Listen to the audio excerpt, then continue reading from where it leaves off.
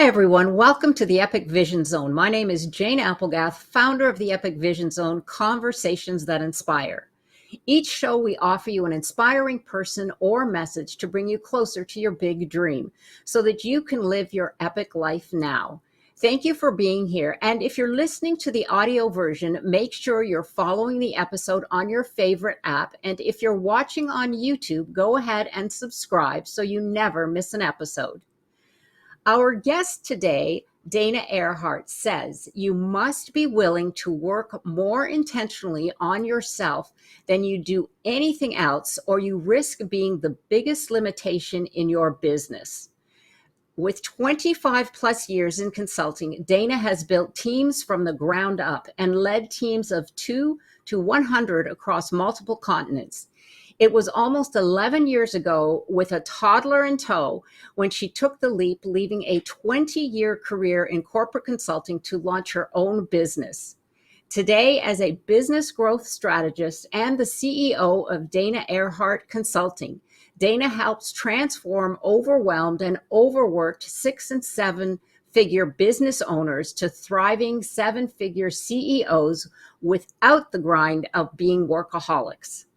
By blending business strategy with personal growth and development, Dana delivers a holistic approach to business owners ready to optimize their way to 7-figure revenues, creating more money, more free time, and more joy. Welcome, Dana. Thank you for being here today. We're so excited to have you.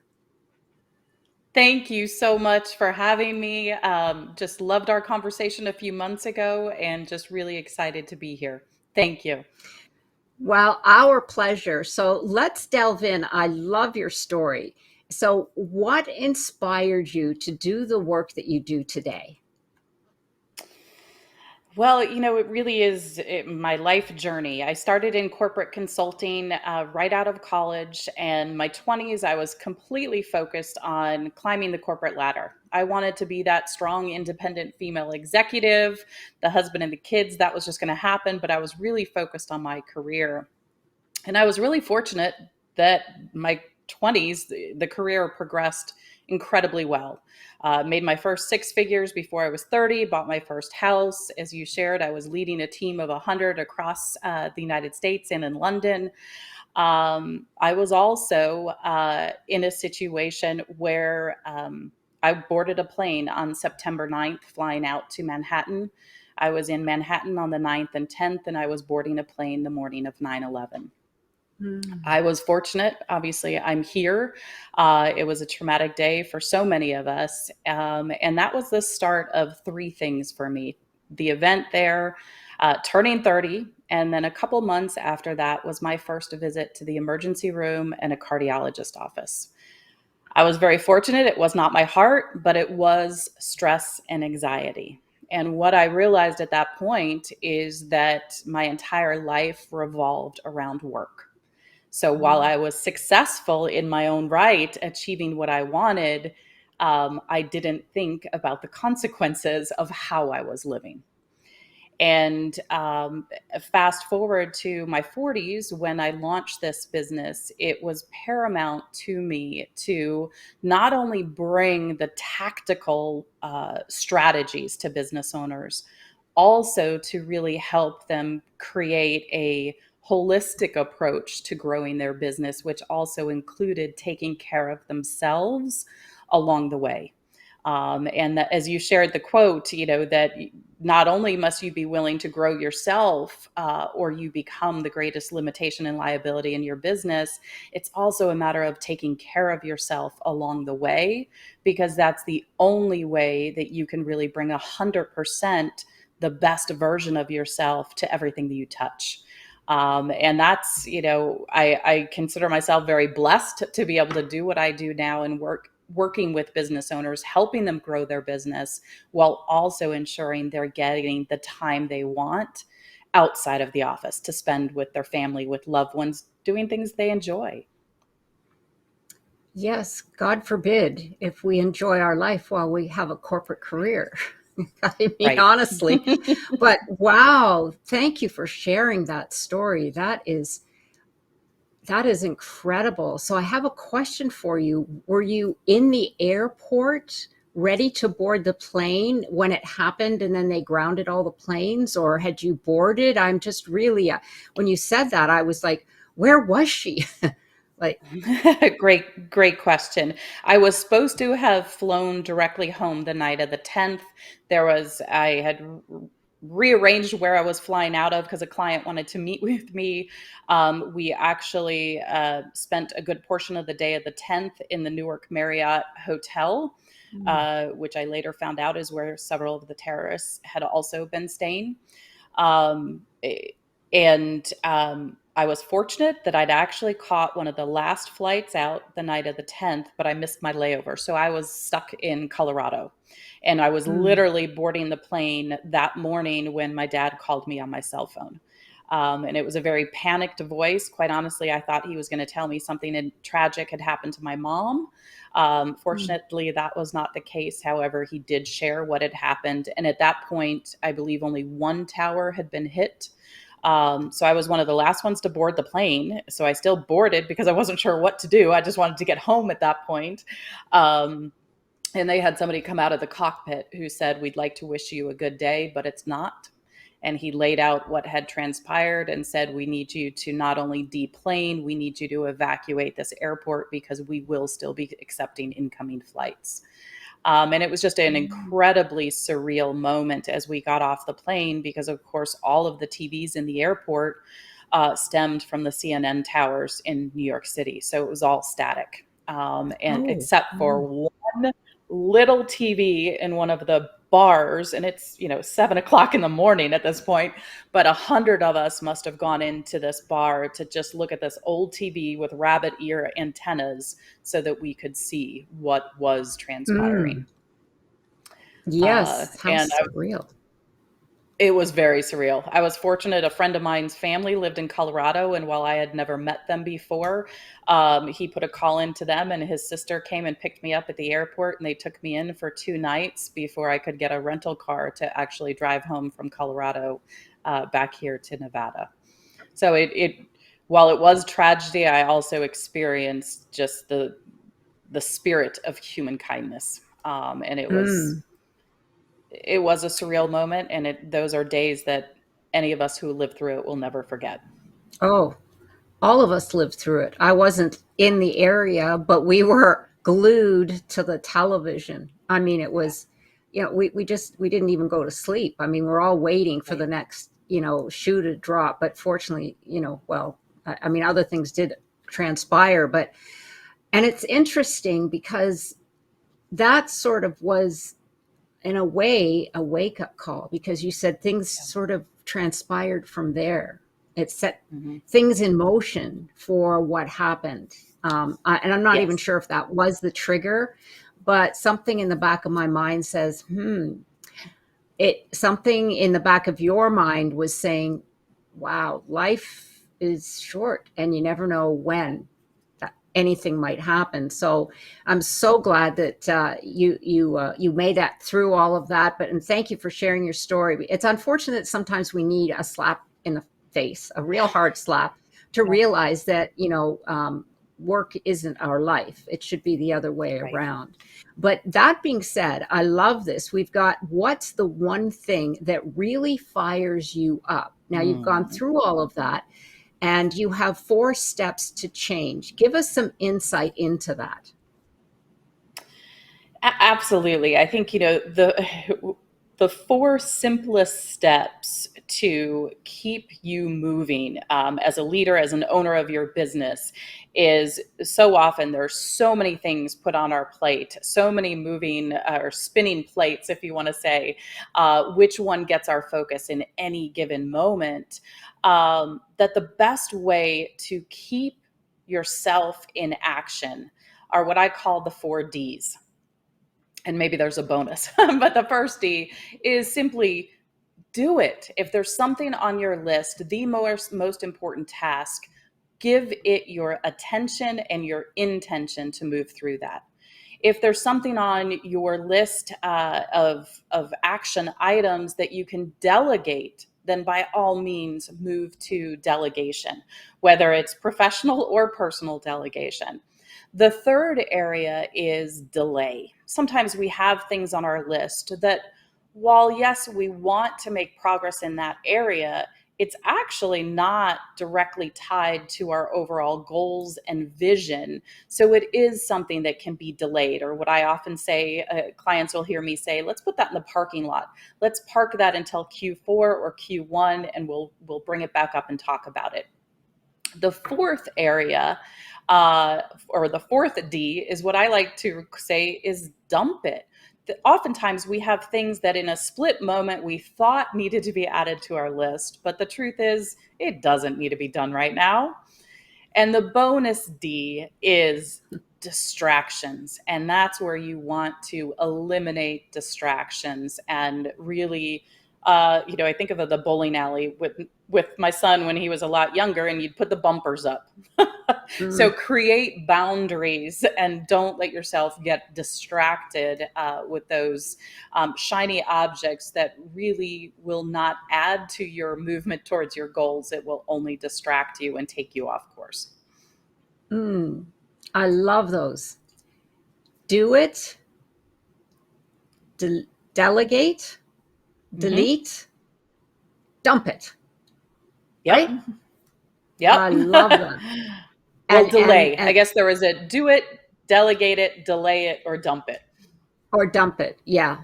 Yes. Yeah, I think a lot of us have need to put things in the dump it category because it's just like, yeah, and certainly when it doesn't align with what you're doing. I mean, yeah, Right. absolutely. Yeah. But so simple, but yet not easy, right? I mean, Correct. Correct. because you really have to be aware. And I know we get caught up in the doing. And yeah, the do it is like, okay, we're doing and doing and doing and doing, but then we don't pause to say, okay, is this necessary? And it's interesting. Dana, I just wanted to bring up because I had a woman ask me just the other day, well, how do you address time management? Because all of us, especially CEOs and entrepreneurs, the two top things on their lists are, I don't have enough time and I don't Mm-hmm. have enough money, right? Yep. Mm-hmm. And so that is perfect for her because you're right. I mean, everybody thinks they don't have enough time, but all of us have the same amount of time. And yet there are some individuals that are highly successful and get everything they need done and then some. But it's a matter of being aware of what you're doing and then breaking it down in that format. So I love that. It's very useful. Yeah, I don't sure, is that Thank something you. you get asked a lot about, the time element? It is. And if I can add to what you were saying on time management, is I often look at it from a different perspective. And I will say that none of us, unless we have access to the world clock, we actually are not able to impact time management. What Mm-hmm. we can manage is how we use that time. What Right. attention do we bring to it? What intention do we bring to it? What focus and even what energy we put into that time to really optimize it. So it's not about managing the time. The time is going to go by regardless. It's how we utilize that time. Mm. Very good point. Thank you for sharing that. Yes, that is absolutely the case. Spot on. Thank you. Why is it important for us to understand how we define success? Mhm. Great question. And I think truly each of us defines success in a different way because it's attached to what is it that we want to be creating or accomplishing in our business, and what do we want to create and accomplish in our life. Just like I said, in my 20s I was really clear on what I wanted to do at that point. Then it was also realizing that how I defined success in my 20s is not how I define success now. And so I think it comes down to really giving yourself permission to create your vision. One exercise I start off every single client with is, I want to know what you want your life to look like 1 year from now. And that's your life. So before we even get into setting the business goals, I want to know the life they want, because I want to make sure that we're building a business that supports that life. And that's also coming from what I experienced in corporate, where I allowed my life to simply be squeezed in around the corporate requirements, the position demands of me at the time. And that's not really what I want to be part of as I'm helping clients now. It's certainly not what I want in my life. My life now has really been about building a business that supports the life I want, which means I have a soon to be 12-year-old. I realize I only have 6 years left with him home. I want to make sure that I'm maximizing that time. Right, absolutely. So, a question for you: when you ask, especially the type of individual that you work with, who are very high executive oriented, work, on the treadmill, when you ask them that question, what would you like your life to look like a year from now? Do you find that it stumps them because they haven't actually given themselves the space to even consider that? I'm not talking about the business, I'm talking about their Right. life. Usually, what I will say is when clients are coming to me, they actually are at the point where they realize that while they want the business to keep growing, they do not want it to keep growing with the costs of negative impacts in their personal life that they're already starting to experience, whether it's lack of energy, realizing they're not taking care of their health, their relationships might be crumbling or not getting quite as much attention, they're missing date nights, missing activities with the kids, friends, etc. So while I don't ask them on the spot, and so maybe that's why I don't necessarily hear the hesitation to begin with, it's always preempted with, I want you to give yourself 60 to 90 minutes undistracted, whether it's, fingers to keyboard, pen to paper.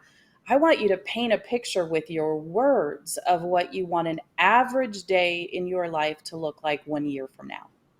From the moment you wake up, what does your room look like? Who are you waking up next to? That probably came from my perspective of being post divorce. What did I want to be attracting into my life? But all the way through to when your head hits the pillow at night and you are smiling from ear to ear because of what you created and what you accomplished. I want you to know what that looks like, but I also want you to be able to share what that looks like with me. And not just what it looks like, I want to know what it feels like. And so and I give them some questions to be thinking of through the answer, although it's not a Q&A, it truly is designed to be written as a chapter in their book, their life story.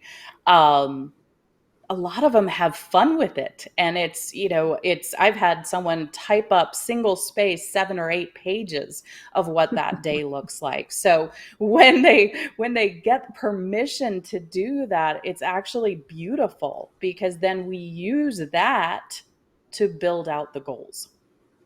And that just feels very in alignment with what I want to be creating in my life, and what I want to be supporting them to create in their life as well. Oh, you just hit on so many fabulous key issues, Dana. Oh my gosh.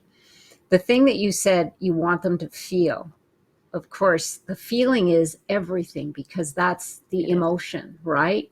And Yeah. that's the energy in motion. So if we Mm-hmm. can put ourselves in that future day a year from now that we have imagined, we are calling in our vision.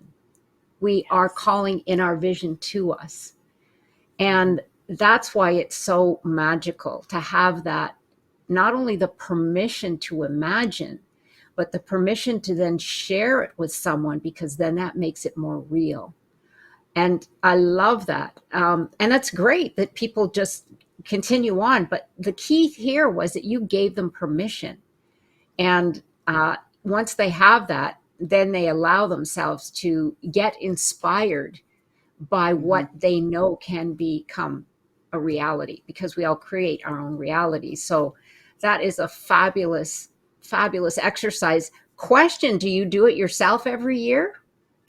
I do. I very much do. And, I also think it's a living, breathing document because once they've written it, and even myself, the next assignment is to read it every single day. And if you want to take Mhm. it one step further, it's read it out loud in your Yeah. phone so that you have the recording of it.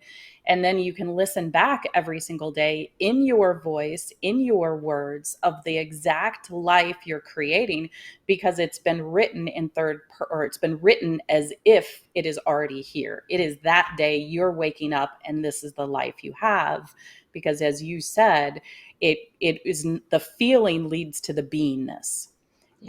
And we know that results come from who we are being, not just what we are doing. And so for me, it's a way to kind of link all three of those together. Yes, absolutely. It's believe, behave, Mhm. become. That's what that is. Yeah. Yes. Hmm. Believe, behave, become. We should get a whole group of women together to write our every annual, an annual sit down and write our letters and then swap with each other. Wouldn't that be great? That would be awesome. Oh, that would be Absolutely. awesome. Okay, we'll put that on the calendar later. But yes, Okay. absolutely. I love that exercise. Thank you so much for sharing. Wonderful takeaway. So, what are three ways we can keep the business spark alive? Because I know when you're an entrepreneur, and especially when you're a high level CEO, it does get heavy many times. Absolutely. And, everything that I've shared here and that I share with clients to have them bring to their own life, I also encourage, where appropriate, that they bring some of these exact same exercises to their team. And so when it comes to, what are three ways to really keep that spark alive? First and foremost, as we've already talked about, and the name of this podcast is vision. And to really be clear, not just on your personal vision, then also the vision of the company. And vision is the long term goal, that 3, 5, 10 year, maybe even longer goal for the business. It also, though, bring it down into more manageable bite sized pieces. What are your goals for this year, for this quarter, for this month, for this week? So it's vision. Then it is why. Why are those your goals? Why is that your vision? Our why must be strong enough to overcome any of the obstacles, hurdles, detours, potholes that we might come across along the way.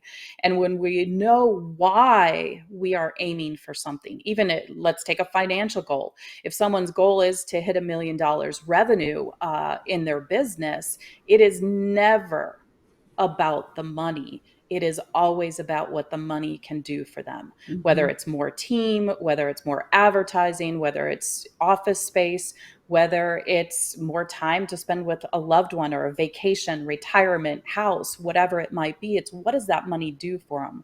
So when they are really clear on the why, the goal is the fuel stays flamed under their booty and they keep moving. The third point I would say is about setting milestones and times for celebration. So, just like I said, Mhm. it's not just about the annual goal. Break that down because it's about the energy. So if you can be setting weekly goals and then you are accomplishing those weekly goals, your energy is elevated and you're encouraged to just go out and rinse and repeat the same activity to keep the momentum going.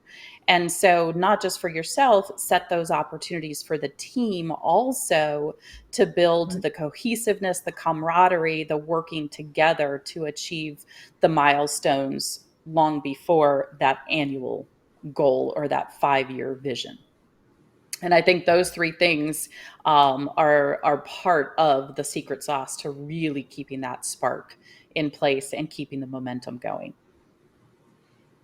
Thank you. Those were wonderful. And I do agree 100% with all of those. And one of the ones that really struck me is the micro wins, the Yes. celebration, because we are always judging ourselves. We are usually our worst critics, and Mhm. we are always striving for more. But when you look at what you have achieved, and not at the end of the year, but like you said, as you go along, you're celebrating your success. You're celebrating, Mhm.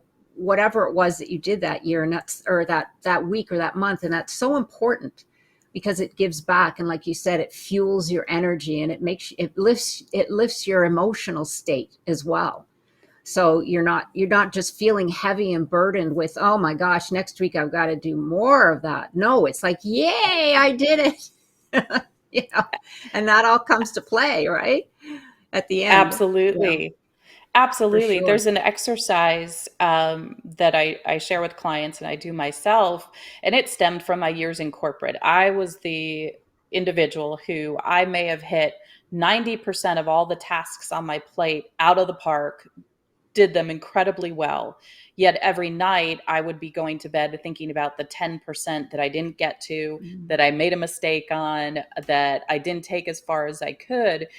And that, there's scientific proof that what we're thinking before we fall asleep will set the energetic vibration for the next morning. That does not create a good energy of wanting to wake up and go back to the office. And so, what I found is that every night before I go to bed, if I got in the habit of thinking about what are three things that I can celebrate from today that I Mm. created and accomplished, it became a great habit. It did not feel comfortable in the beginning at all. And many times in the beginning, one of the three things that I would celebrate was the fact that I was actually doing that exercise, that I was actually pausing to think about what are three things. One of them was the fact that I was doing that. So it was definitely very foreign, yet it becomes a fabulous snowball when you're doing celebrations at night and then you're waking up in the morning thinking about what are three things that you're grateful for. For me, that really helped move me out of what was a fairly negative and toxic routine and energy and environment into what I wanted to create here in my business and with my clients. Mm.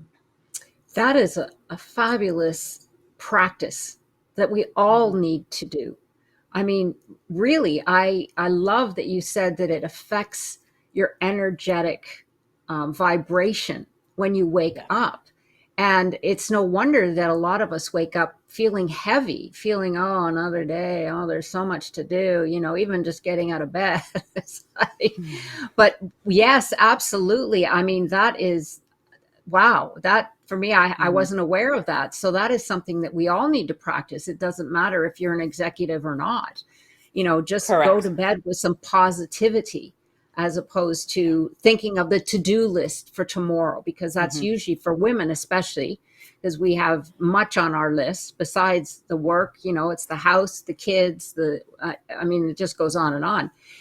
But yes, absolutely. That may fall into the gratefulness category as well. But it's Mhm. definitely something that your micro wins. Thank you. I love that practice. Something we all need to do, everyone. So definitely get into. Absolutely. And like you said, even if you're saying I'm grateful that I'm doing this, or I'm giving myself credit for doing this practice. So Yep. that's a great one for getting my pajamas on. I mean, it doesn't matter if it's silly right at the beginning. If you can't think of anything, just, oh, I brushed my teeth. Well, that's a good win Yes. for today. Right. So, Absolutely. yeah, Absolutely.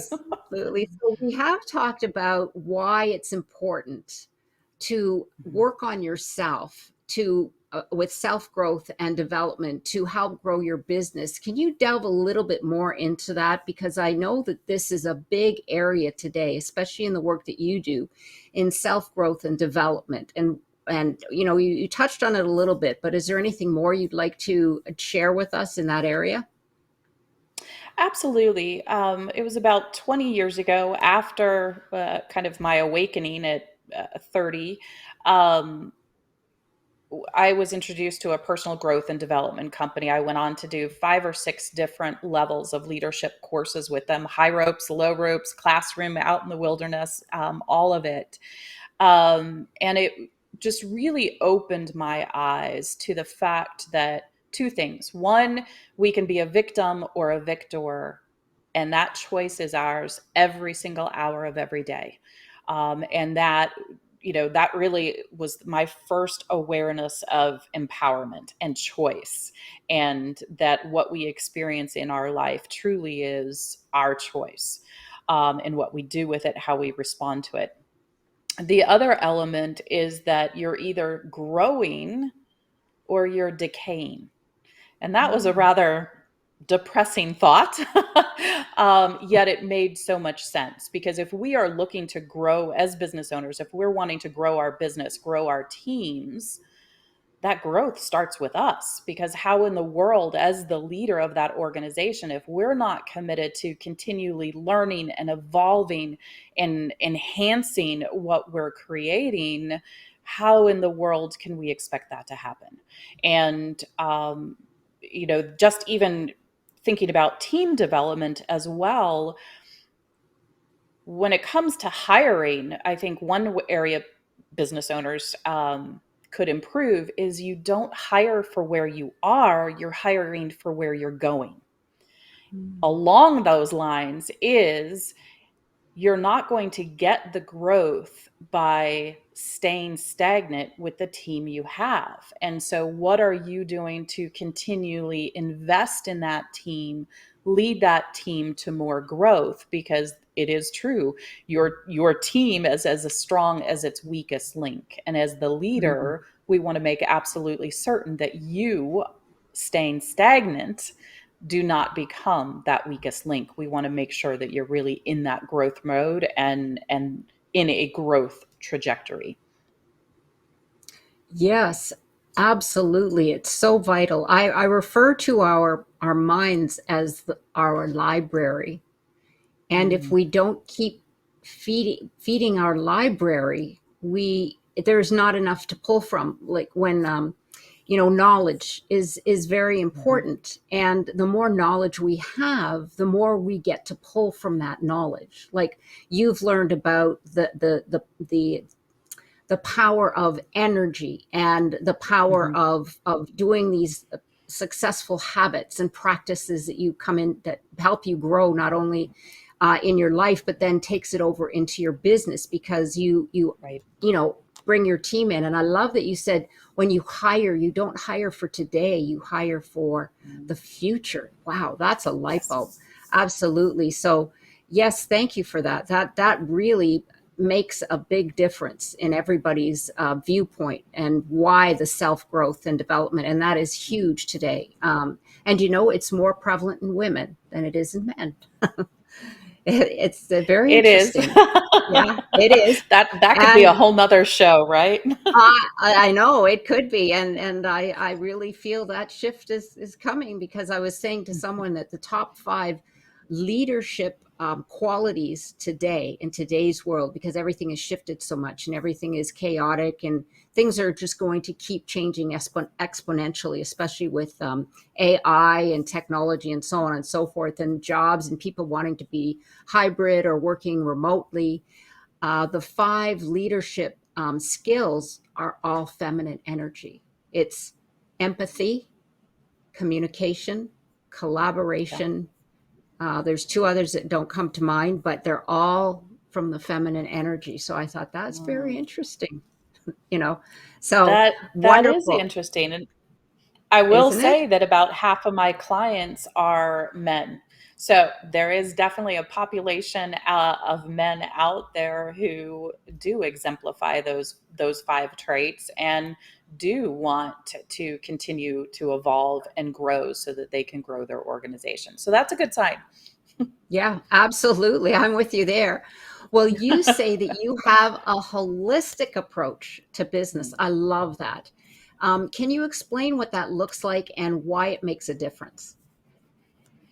Absolutely. And, part of this has been my own evolution stemming from that trip to the emergency room and cardiologist office, was knowing that I needed to, or I didn't need to. That's another one of my pet peeves when I get into working with people on the power of words is, um, what I will benefit from is to find new practices that would support me in living a less stressed life and to really having an outlet to let go of the stress and the anxiety, so that I could remain healthy and be making solid decisions. And so by holistic, what I mean there is I actually, of course, we are setting business goals. Of course, we are having metrics and KPIs, and we'll focus on your leadership growth and finances, absolutely, in the business. There's also two other pillars because I really have every client set goals in 5 areas. So it's the business goals, the financial goals, the leadership goals. On the personal side, it's the physical goals. And what I mean by that are the body goals, because it's your medical. I mean, I come across a lot of owners who have not been keeping up with their checkups that they know would be beneficial. So it's making sure that those appointments are on the calendar and that is happening, the screenings, the x-rays, the blood tests, whatever it might be. But also the emotional health, the mental health, the nutritional, and of course, more and more science has come out and just how important sleep is, and that's our body's ability to really rejuvenate our health from the very cells that we're made up of. And so we're looking at goals in the health arena, and that of course may include meditation, and exercise, nutrition, sleep, hydration. More and more people, of course, as we're sitting in our offices, either in front of the computer or in the conference room at meetings, we're not always getting the amount of activity that our body would be best served by. So all of that is being brought into goal setting. The second area is relationships.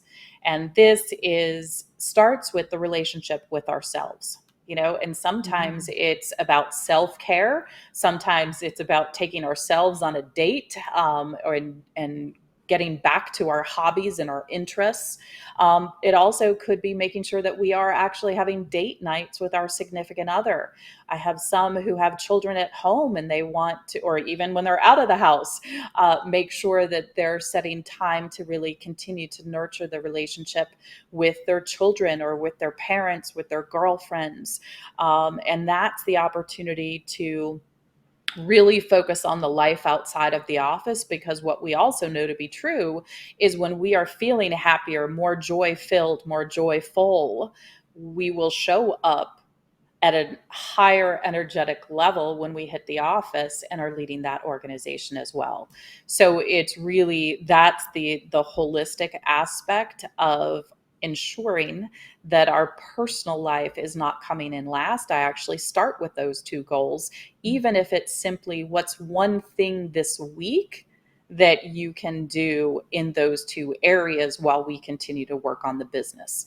And that makes a profound impact. Sometimes when clients come to me, they are feeling overworked, overwhelmed. They haven't been taking care of themselves. And we'll start by, I'm sharing all my nuggets here, or many of my nuggets, but start by creating a list of 20 things that put a smile on your face and bring you happiness, whether it's something you've actually done or something you've been talking about wanting to do for years and you haven't.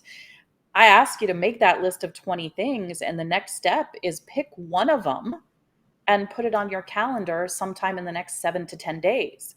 Because the benefit is not just the event.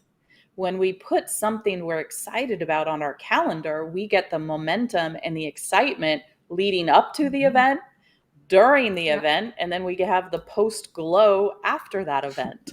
And that just is a great way to immediately start changing the energy of how you're approaching life and business. Mm. You're setting their energy, you're recalibrating their Mhm. energy, is what you're doing. Yeah. And that is so vital. Because in yoga, what we say is, when you have an ache or a pain, and of course you spoke on this with people being more sedentary, Yep. sitting in front of their Mhm. machines.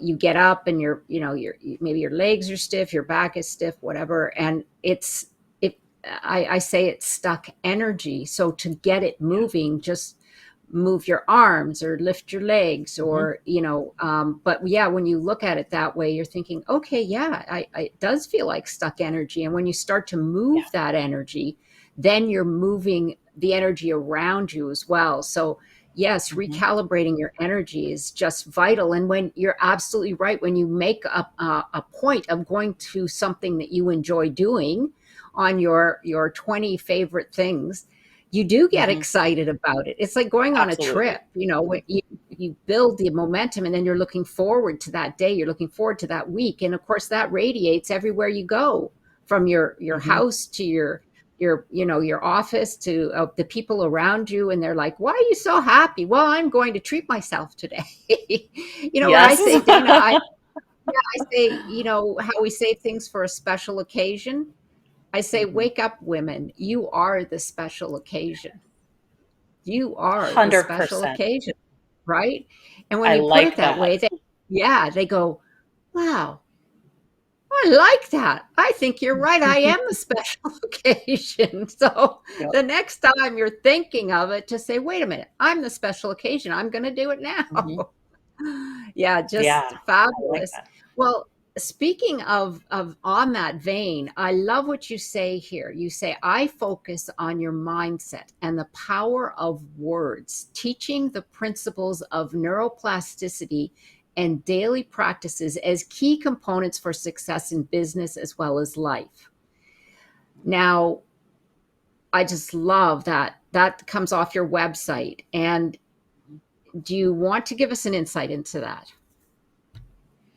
Absolutely. Neuroplasticity, while it sounds like a very big, audacious, scientific, what exactly does that mean word? In simple terms, it's the ability to rewire our brain. And that simply means, if I give the example, as when we're born as babies, we have no idea what right is versus wrong is. We learn that through nurturing and through environment. And the older we get, we tend to have conformed to the people around us, and we have developed beliefs oftentimes based on other people's beliefs or other people's desires for us, and we don't even realize that that's happening. So then when we become an adult, it's that same mentality of victim or victor, and understanding that we get to choose. And the same circumstances can happen to two different people, and they may respond two different ways, and then they have two different experiences. And so it is about choice, but it's about belief and the power of words. What I mean there is almost every word in our language is either rooted in scarcity or rooted in abundance. And so the best leaders of organizations can have the best strategies in place. They can have the strongest teams in place. However, if their belief, if their mindset is not aligned with what is possible, they either will not achieve what is possible, or if they do, they'll think it was a fluke and they'll go right back to where they were because the mindset was not aligned. And so oftentimes I can have a conversation with an individual, and I catch myself. There are times, as I did earlier, where I will use a word that I know is rooted in scarcity. And I will catch myself and do my best to replace that word, because I want to speak as if things are possible. I want to be coming from a place of abundance. I don't want to be coming from a place of restriction, doubt, or fear. And there are some words, like when we say we need to do something, when we should have, we could have, we would have, we must.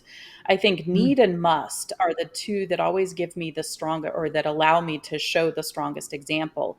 When I say I have to, I must, I need to, you can see my hands are kind of clenching, and Mhm. that's for dramatic visual here. It's to signify that there was resistance in me before that word ever came out. Mm. Versus if I say, instead of I have to, I get to, it's a Yeah. very different energy, and that resistance has been removed, which means I'm a lot more inclined to go do whatever it is we're referring to because I get to do it versus I have to do it or I need to do it.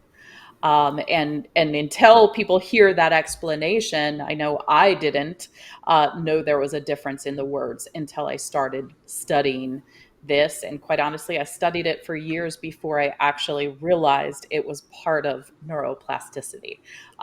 Years ago, if you had even given me that word, I would not have been drawn to study it. However, as I have evolved to learn more about energy and mindset, it's something that absolutely has attracted me to want to know more, so that I can reframe things in my own life and help others do the same. Yes, fabulous. That was just perfect, and you're correct. I love that you said it's either rooted in scarcity or abundance. Mhm. And yes, they, like you said, all the words have an energy. And when you say I have to versus I get to, it also changes your perspective Yes. because it shifts Yeah. everything. It Mhm. changes the energy, it shifts your viewpoint of what you, it's like, oh boy, I get to do this. And it's interesting because when we change the way we see things, the things we see change. And so that's Yes. exactly what that does, right? Mhm. Because we're changing the 100%. way we see things, right? So thank you for that. I've always said that words are so important. There's a very famous Japanese scientist, you may have heard of him, Emoto, and he did an experiment with words. And he had he's done many experiments. One was on gratitude, and he had a jar with rice in it. He had two jars Mhm. with rice in it. And one said, thank you so much. And the other one said, it had something very negative, like, you don't deserve this. And he Mhm. had students come in every day and read to both of those jars, or, beakers, the words every day. And the beaker where they said, thank you so much, the rice was white and fluffy and beautiful. And the other jar where it says, you don't deserve this, it was black and glucky and all kinds of, and it was the same environment. It was just the words that were being spoken. And it was like, Mhm. wow, that's amazing. So yeah, there has been quite a bit of research since done on the power of words, and it's the energy. Yeah. So yeah, thank you for that. So here's a question that I have for you on marketing, because one of the things that we struggle with today, I believe, especially the CEOs and the entrepreneurs, is there's online and there's the traditional marketing. And in your experience, where do you feel business owners should be spending their time for the best results? Because it's now an entirely different marketplace than when you and I were younger. And there was one way of marketing. There's very traditional ways, and now I think that it stresses people out. Basically, that's just my opinion. But yeah, sometimes you're like, where do I go to stress? To get my message across. Absolutely. It's, that what a great question. And I'm smiling and smirking because one of my degrees in college was in marketing. And I laugh because certainly psychology of marketing, I don't believe it has changed too much. However, when I think about when I was in college, I didn't even own my own computer. You didn't need to. You went, you got time in a computer lab and went to it. And my have times changed now. I think the question you've posed is a very broad one, and so I don't want to give false direction here on any way.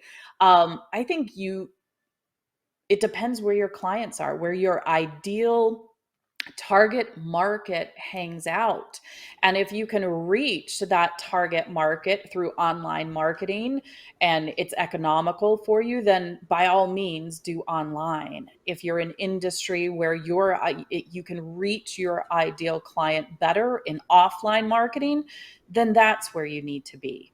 I think for most of my clients, service based business owners, online is absolutely where we are meeting people, where we're networking, where we're nurturing relationships, and even in some areas, able to actually convert clients through a direct message. Or a Mhm. landing page. I think it really depends, again, where your ideal market is hanging out and what's in alignment with how you spend your day. I know some that like to do a lot of in person networking, and that's fantastic for them. I know others, even before COVID, such as myself, I do some, but I'm very strategic with my in person networking, and a lot of it is online. I know at one point I thought I wanted to be doing a lot of speaking. However, what I also became very aware of is I didn't want to be traveling. That's one of the reasons I left Mhm. corporate consulting is I had a young son at the time home, and I didn't want to be hitting the airport or staying in hotel rooms. I wanted to be at home with him. So I think it's a combination of knowing the type of business you want to be building, where you are willing to invest your time, energy, and resources to reach your client, and what ultimately you're looking to create. So for myself, my clients, it really is more of the online marketing, and even those that want to be doing speaking. A lot of events post COVID are still online. Virtual. So that you Mhm. can be that speaker, you can be on podcasts like this without leaving your office or even the comfort of your own home, depending on how you're working. So while that wasn't a very specific answer, I think it's very industry specific and very personal choice.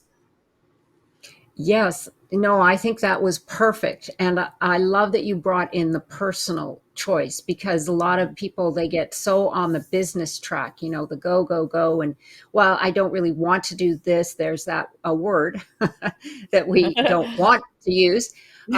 But, now you've got me aware, which is great. And they don't think of, well, wait a minute, is that going to fit into the lifestyle that I want? Because or the Right. lifestyle that I desire. Let's take away that Mhm. want, because I know that's a scarcity word. The lifestyle that It I is. desire to create for Mhm. myself, because Mhm. it is a choice, like you say, and it's all Yeah. about bringing it back, because we always, we have been taught in the past that we just have to do what's necessary. I mean, that's from my Mhm. upbringing. You just got to Right. do it. If it has to be done, it has to be done. And when you get Mhm. to, when you get more mature and you've got experience in your life, like you have and I have, and most of the individuals, or I believe all of the individuals you've been dealing with, you start to assess things a lot more differently and look at things like, no, maybe this is something that I need to put into my entire calendar and see if this is where I want to go. And this would be vital to teach the young people that are up and Mhm. coming. Like you said, you got into your career very young, and Mhm. you excelled extremely fast, and that was fantastic. But no one said to you, Dana, how's your personal life? Are you treating yourself? Are you giving yourself some space to breathe? And you would have been, no, I'm too busy. And then it might have just, the light bulb might have gone on. But wouldn't that be interesting to have Yeah. something that would tell the young up and coming executives that you Mhm. want to make sure that what you're doing is fitting into the life you are creating, because we all create Yeah. our own stories, right? Absolutely. Yeah. 100%. Yeah, that was great. No, I think that was absolutely perfect. And I had never thought of that in a marketing concept. That what is it Mhm. that what is it that's going to fit comfortably in the life that you are creating? Like you said, Right. being a speaker, but you don't want to travel.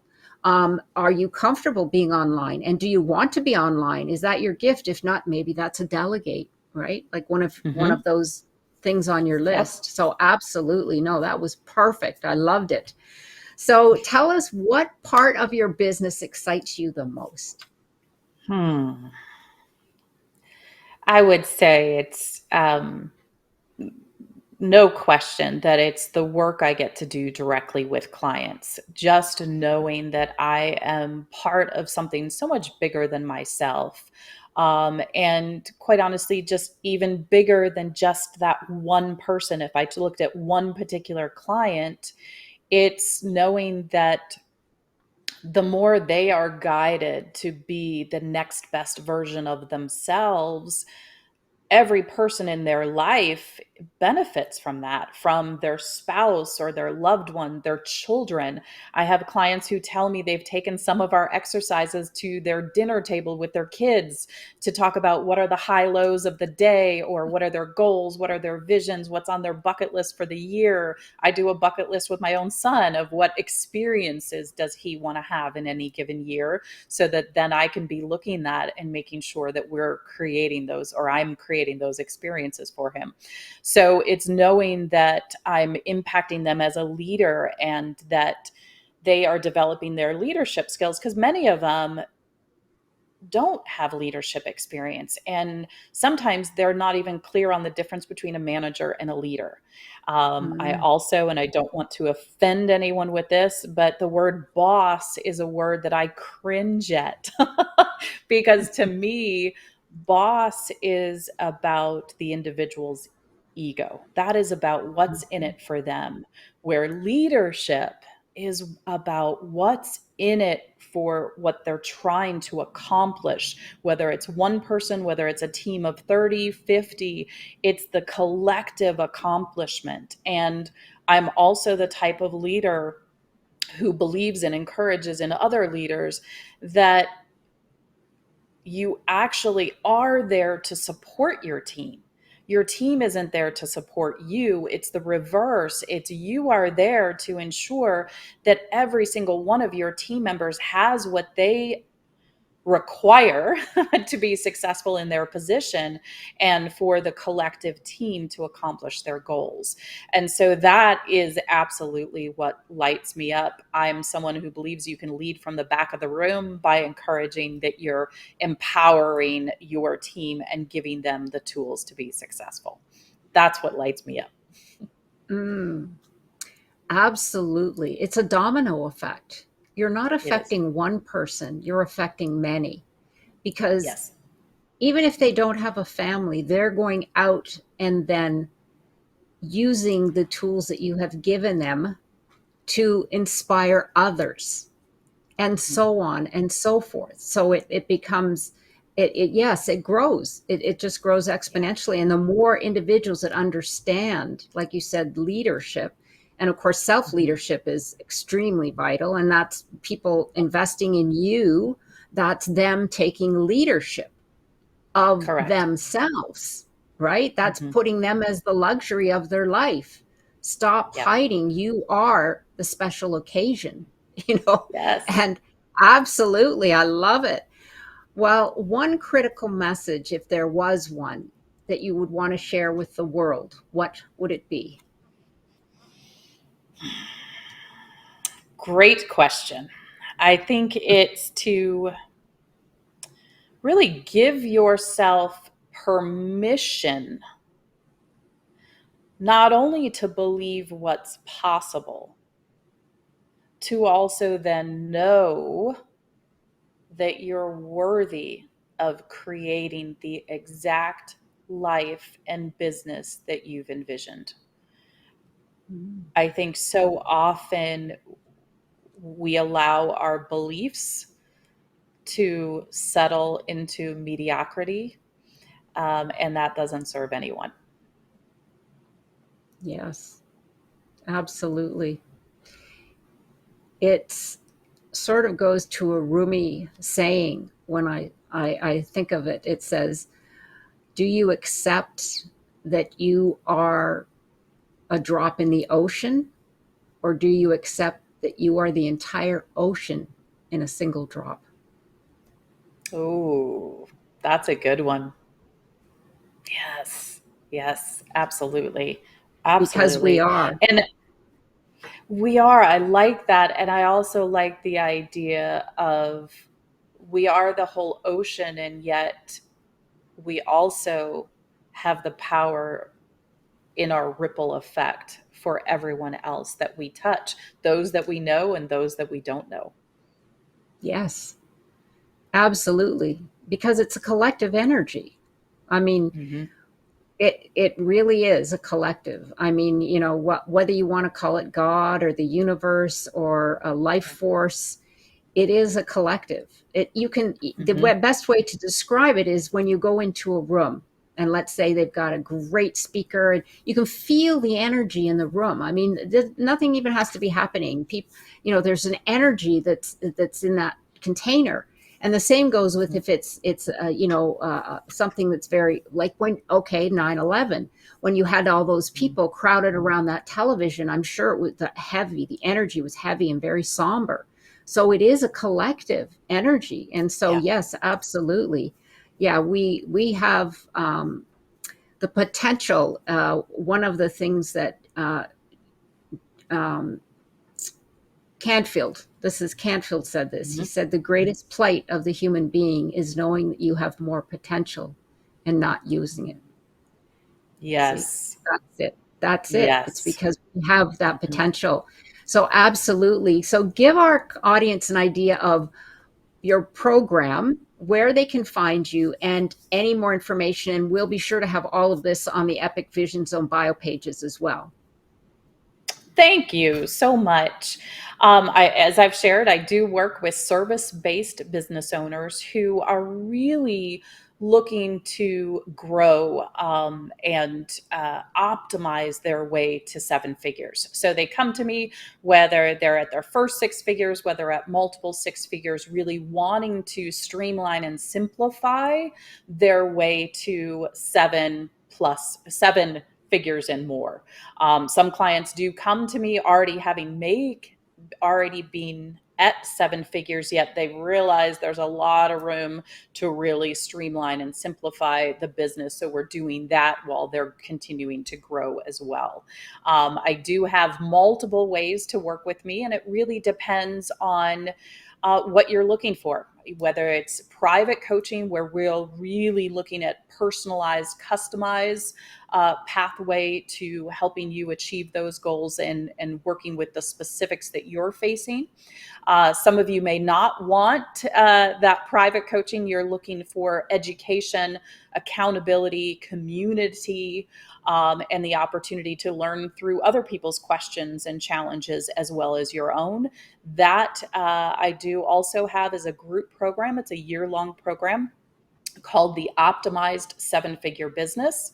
And then for those of you that are really wanting to learn more at this point and kind of do it on your own, I also have that available as well. And I combine that with some group action coaching calls as well. So all three of them, you do get direct access to me. It just depends which way you would prefer to work and how quickly you want to progress. The best way to reach me is Facebook and LinkedIn. I'm in there daily. I also have launched a newsletter on LinkedIn called Optimize Your Way to Seven Figures. It produces an article every single week. So I encourage you to find me on LinkedIn. Go ahead and subscribe to that newsletter. And of course, if you'd like to reach out direct, you can do that as well on both of those platforms. That's probably the Mm, easiest way. Of course, the website, direct email is always there as well. But Facebook and LinkedIn is probably the easiest way to send you to me that way. mm. That's great. I love it. You're covering all your bases. So it's wonderful. I love it for sure. Well, because Dana, we're here on the Epic Vision Zone, I have one last question. Mhm. If your life were an epic story, what would the title be? I have to admit that this question, I loved it, and it really had me thinking. Um, and I would say it's Forged in Grace, a journey of authentic leadership, compassion, and resilience. Mm, that's beautiful. Forged in grace. Oh my. Well, now you have to write it. Come on. That is absolutely beautiful because you've got a juxtaposition there. Forge and then Yeah, grace. yeah. So the strength And and the balance. Yeah. Go ahead. Yeah, and that really stems from in my 20s when I was climbing the corporate ladder. I didn't know a whole lot about leadership in that decade, and I would say if I look back at myself, it was more manager by dictatorship.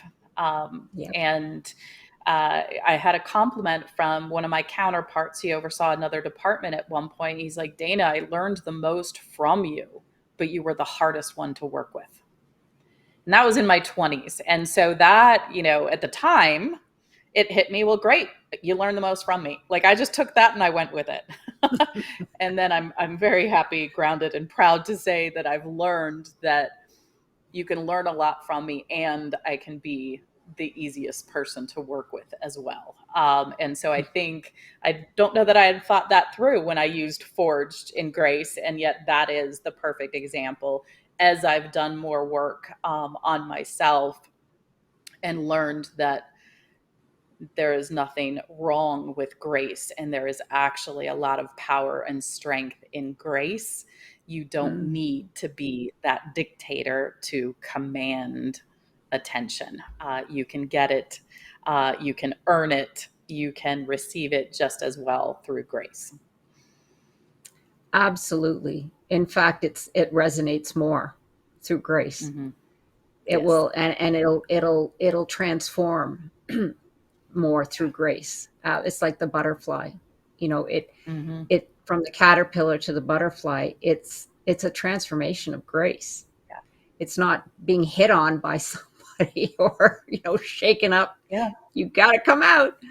But Yeah. absolutely, wow, that's beautiful. Well, thank you so much again for being here and joining us and sharing all those fabulous tips and information that you have. And for more information to connect with Dana, like I said, she has provided that information, but all of it will be on the Epic Vision Zone bio pages, where you can also link with her on the social media platforms and direct information as well. And don't miss an episode by listening on your favorite app or subscribing to the Epic Vision Zone YouTube channel. Follow me on Instagram at Jane Applegath and connect with me at janeapplegath.com, where you can access your free download, The Keys to Your Dreams Success. Sending you much love and success. This is the Epic Vision Zone, transforming your dreams into epic success.